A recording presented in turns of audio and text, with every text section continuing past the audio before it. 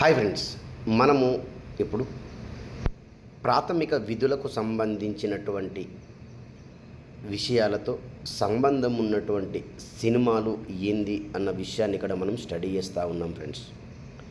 చాలా సందర్భాలలో మనకి ప్రాథమిక విధులను ఆధారంగా చేసుకొని వచ్చినటువంటి సినిమాలు ఏంటి, ప్రాథమిక విధులు అంటే ఏంది అని చాలా సందర్భాలలో ప్రశ్నలు అడగడం అనేది జరిగింది.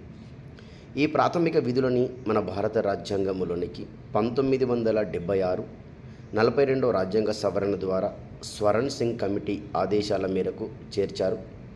మరియు 1919 జేఎస్ వర్మ కమిటీ రిపోర్ట్ మేరకు 11వ ప్రాథమిక విధిని 2002 86వ రాజ్యాంగ సవరణ ద్వారా చేర్చారు అన్న విషయం మీ అందరికీ తెలిసిందే.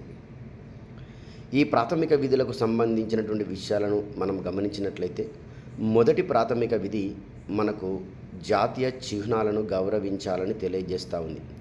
జాతీయ చిహ్నాలంటే జాతీయ జెండాను గౌరవించాలి, జాతీయ గీతాన్ని గౌరవించాలి, మరియు భారత రాజ్యాంగాన్ని గౌరవించాలి. ఇలా చేయడం వల్ల మనందరిలో జాతీయ భావము పెరుగుతూ ఉంది.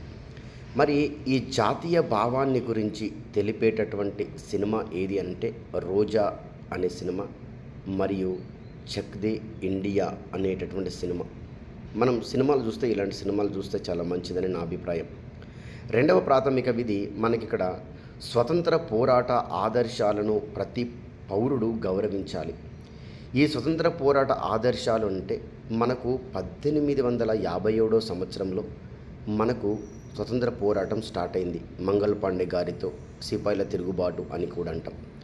1947 వరకు ఎంతోమంది మన భారతీయులు వారి యొక్క ప్రాణాలను అర్పించి మనకు ఈ స్వతంత్రాన్ని సాధించి పెట్టారు. కాబట్టి వారి యొక్క త్యాగాలను, వారి యొక్క ఆదర్శాలను గౌరవించాలి. మరి ఈ స్వతంత్ర పోరాటం పైన వచ్చినటువంటి సినిమాలు ఏమైనా ఉన్నాయనంటే అల్లూరి సీతారామరాజు అనే సినిమా, RRR అనే సినిమా, భగత్ సింగ్ అనే సినిమాలు రావడం అనేది జరిగింది అన్న విషయాన్ని మీరు గమనించండి ఫ్రెండ్స్. మరి మూడో ప్రాథమిక విధిని మనం చూసినట్లయితే సార్వభౌమాధికారాన్ని గౌరవించాలి మరియు సార్వభౌమాధికారాన్ని రక్షించాలి.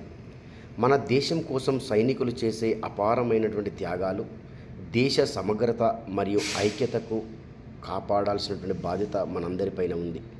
మరియు సార్వభౌమాధికారము భారతదేశంలో పరిపాలన విధానంలో మన యొక్క రాష్ట్రపతి గారికి ఉంటుంది.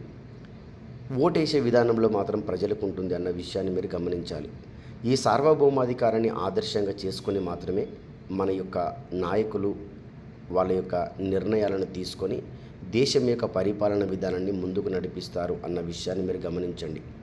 అయితే ఈ సార్వభౌమాధికారానికి సంబంధించినటువంటి సినిమాలు ఏమైనా ఉన్నాయా అని అంటే మేజర్, ఉరి, ఖడ్గం అనే సినిమాలు ఈ విషయాన్ని గురించి మనకు తెలియజేస్తూ ఉంటాయి. నెక్స్ట్ ఇక్కడ మనం చూసుకున్నట్లయితే సోదర భావం మరియు మహిళలను గౌరవించడము అనేది కూడా మన భారత రాజ్యాంగము మనకు చెబుతున్నటువంటి ప్రాథమిక విధి. మరి ఈ సోదర భావాన్ని గురించి వకీల్ సాబ్ అనే సినిమా, బాంబే అనేటువంటి సినిమాలు తెలియజేస్తూ ఉన్నాయి అన్న విషయాన్ని గమనించండి. మరి సోదర భావం అంటే ఏంది ఫ్రెండ్స్? మత సామరస్యాన్ని పెంపొందించుకోవాలి అంటే మేమందరం ఒకటే అన్న విషయాన్ని గమనించాలి. మతాలు వేరైనప్పటికీ కూడా మేము భారతీయులము అనేటువంటి భావము నీలో నాలో ఉండాలి. కులాలను పాటించకుండా మానవత్వాన్ని చూపాలి. ముఖ్యంగా మహిళల యొక్క హక్కులను గౌరవించాలి. వారి యొక్క గౌరవాన్ని కాపాడడము ప్రతి భారతీయ పౌరుడి యొక్క విధి అన్న విషయాన్ని గమనిస్తున్నాం. మరి ఇక్కడ ఈ వకీల్ సాబ్ అనే సినిమాలో కూడా ఈ విషయాలు మనకు కనిపిస్తూ ఉంటాయి.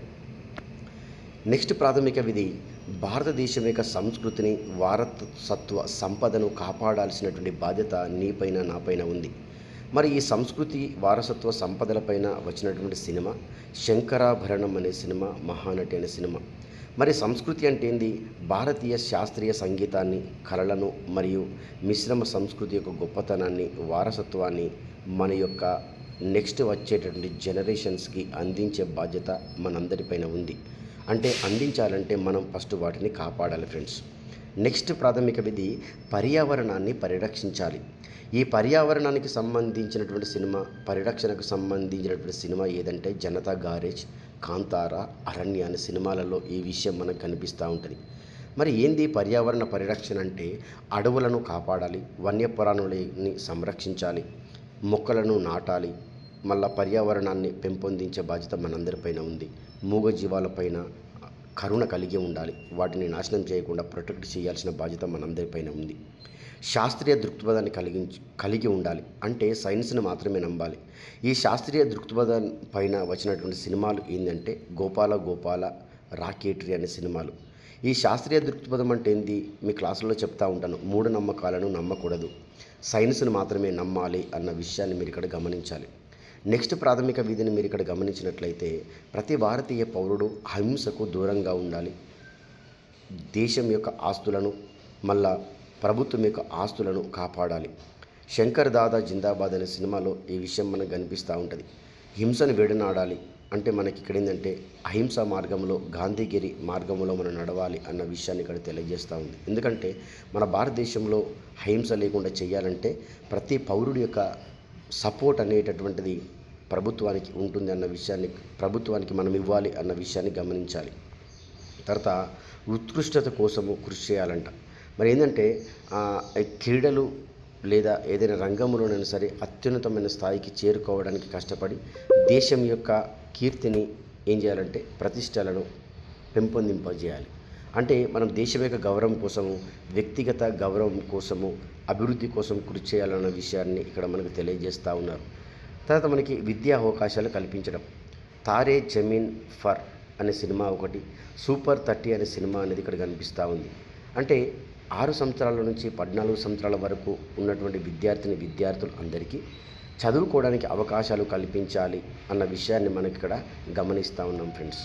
ఇవన్నీ కూడా మనకు ప్రాథమిక విధులకు సంబంధించినటువంటి సినిమాలు.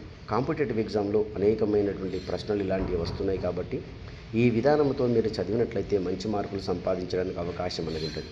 ఇంకా డీటెయిల్గా మీకు క్లాసులు కావాలన్నా, టెస్ట్ సిరీస్ కావాలన్నా డేవిడ్ సార్ పాలిటీ క్లాసెస్ అనే యాప్ని డౌన్లోడ్ చేసుకోండి, క్లాసెస్ వినండి, ఉద్యోగాన్ని సంపాదించండి. All the best my dear friends.